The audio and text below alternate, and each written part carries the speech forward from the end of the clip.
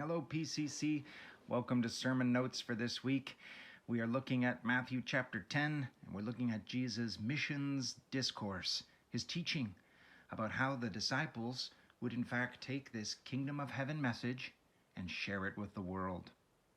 And this powerful chapter that lets us in on God's master plan for spreading the good news to this broken world is something that we are seeing in chapter 10, but I want us to look specifically in our sermon notes time at the piece of biblical era archaeology that I discuss in the sermon.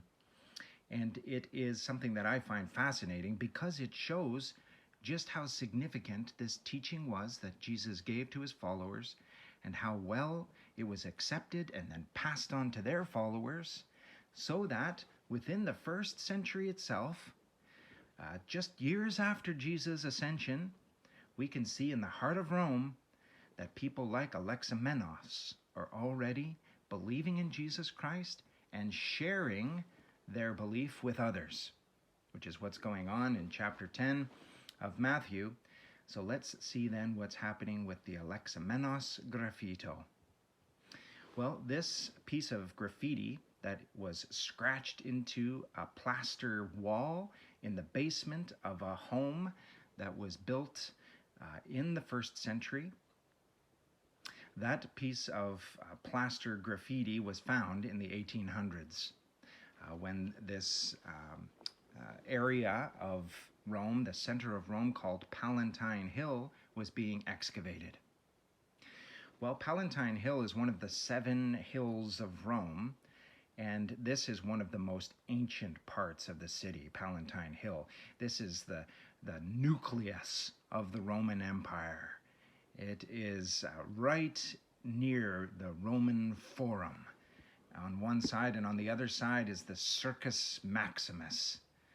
And so from the time of Caesar Augustus, who is, of course, the Caesar that was living when Jesus was born, from this time, imperial palaces were built all over this area of Palatine Hill.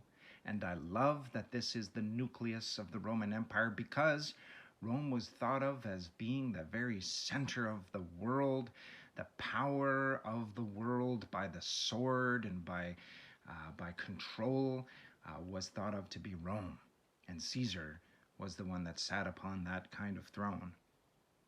Well, I love that in the heart of all of this, at the very center of this nucleus, the Christian message had already come in the true power of God himself.